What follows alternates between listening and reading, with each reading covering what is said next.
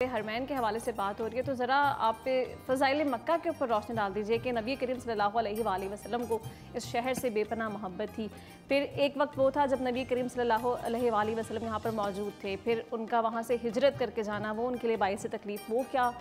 उस टाइम मंज़र था, और फिर जब वो वापस लौटे फ़तह मक्का के वक्त वो क्या मंजर कशी थी, ज़रा उस पर तफसीलन बताइए।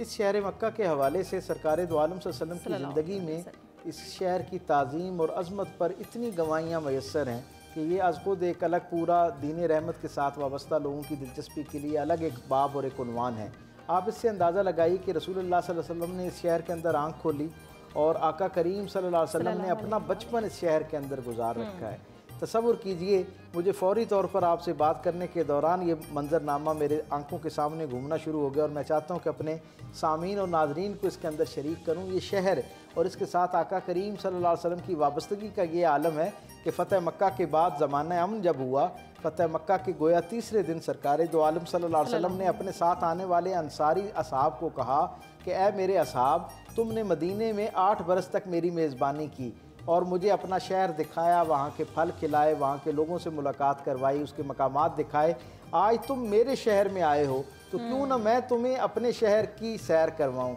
अब तसव्वुर कीजिए, हमारे यहाँ भी हमारे मेहमान आया करते हैं दूसरे शहरों से और हम उन्हें अपने शहर के मुख्तलिफ़ अहम मकामात जो हैं उनकी ज़ियारत करवाते हैं, वहाँ उनको लेकर जाते हैं। इसी तरह सरकार दो आलम सल्लल्लाहु अलैहि वसल्लम ने अपने साथ आए हुए अपने असहाब को अपना शहर कह के मक्कातुल मुकर्रमा की ज़ियारत करवाई। और फिर तारीख़ बताती है कि शहर मक्का के अहम मकामात तो अपनी जगह, फिर एक ऐसी गली के अंदर रसूलुल्लाह सल्लल्लाहु अलैहि वसल्लम अपने असहाब के साथ दाखिल होते हैं कि हुजूर अपना रुख अनवर असहाब की तरफ करके खड़े हो जाते हैं। असहाब भी रुक जाते हैं और हुजूर कहते हैं कि जो अंसारी सहाबी हैं वो ज़रा आगे आ जाएँ।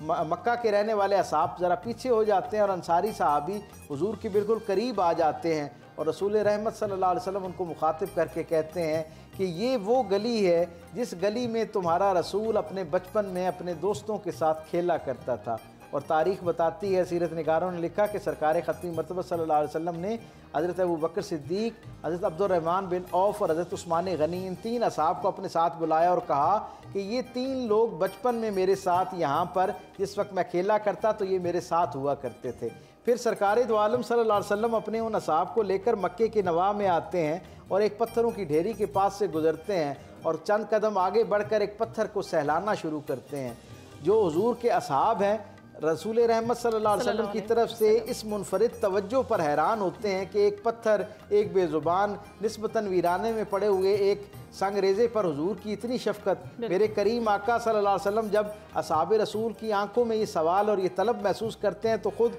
उसका सबब बयान करते हुए कहते हैं कि ये वो पत्थर है जब मैं अपनी माँ के शिकम में मौजूद था और मेरी माँ यहाँ से गुजरा करती थी, ये पत्थर मुझ पर सलाम पड़ा करता था, मुझे सलाम पेश किया करता था। मैं इसे गोया उस ज़माने से पहचानता हूँ। तो आप देखिए कि मक्कातुल मुकर्रमा की अहम मकामात से सफ़ा और मरवा का भी तज़किरा हुआ, मकाम इब्राहीम का तज़किरा हुआ, चाहे ज़मज़म का तज़किरा, बैतुल मुक़द्दस की अपनी अहमियत, ये तो हुजूर के दिल में बसने वाले मकामात थे। मक्के की गिरदो नवा में मौजूद जो पत्थर थे, जो दरख्त थे, सरकार दो आलम सल्लल्लाहु अलैहि वसल्लम के दिल में उनके लिए भी वालेहाना मोहब्बत पाई जाती थी। फिर हम ये देखते हैं, अभी मकाम इब्राहीम का तज़किरा हुआ तो ये वो पत्थर है जिस पर जनाब इब्राहीम अलैहिस्सलाम जो है वो खड़े होकर इस पर काबतुल्लाह की तामीर कर रहे थे। और सीरत हज़रत इब्राहीम अलैहिस्सलाम की निस्बत से हम तक ये बात भी पहुँची मकाम इब्राहीम के ज़ैल में कि वैसे तो बहुत सारे पत्थर थे जो इस तामीर के अंदर काम आए और बहुत सारे पत्थर ऐसे भी थे जिन पर हज़रत इब्राहीम अलैहिस्सलाम ने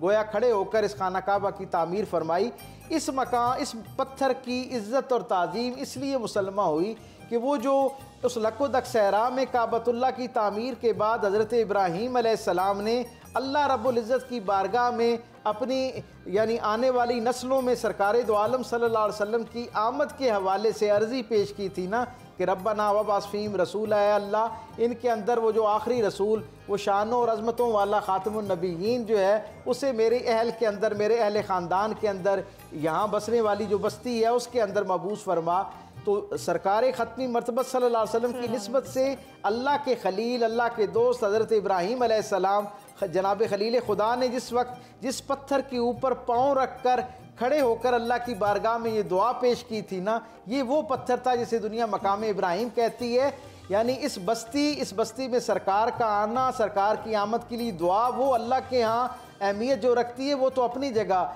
जिस पत्थर पर अल्लाह का खलील खड़े होकर दुआ मांग रहा है, अल्लाह ने उस पत्थर की भी इज़्ज़त और उसकी ताज़ीम को हमेशा के लिए मुसलमा कर दी है। अगर एक पत्थर की ये इज़्ज़त हो सकती है मक्कातुल मुकर्रमा में मौजूद पत्थर की, तो आप तसव्वुर करें कि पूरे शहर का मकाम और मर्तबा अल्लाह की निगाह में क्या होगा। इकलौता शहर है जिसकी अल्लाह कुरान में कसम खाता हुआ नजर आता है कि ला उक़सिमु बिहाज़ल बलद, यानी ये कितनी इज़्ज़त और ताज़ीम की बात है कि एक बज़ाहिर एक बस्ती है इंसानों की, वहाँ कुछ लोग हिदायत पर थे, कुछ लोग हिदायत पर मौजूद नहीं थे, कुछ लोग तौहीद खालिस के साथ जुड़े हुए थे, कुछ शिर्क की आलाइशों में मौजूद थे। इसके बावजूद अल्लाह उस शहर की कसम इसलिए खाता है कि वहाँ सरकार दो आलम सल्लल्लाहु अलैहि वसल्लम का वजूद बाबरकत मौजूद है। और ये होना ही बहुत काफ़ी है।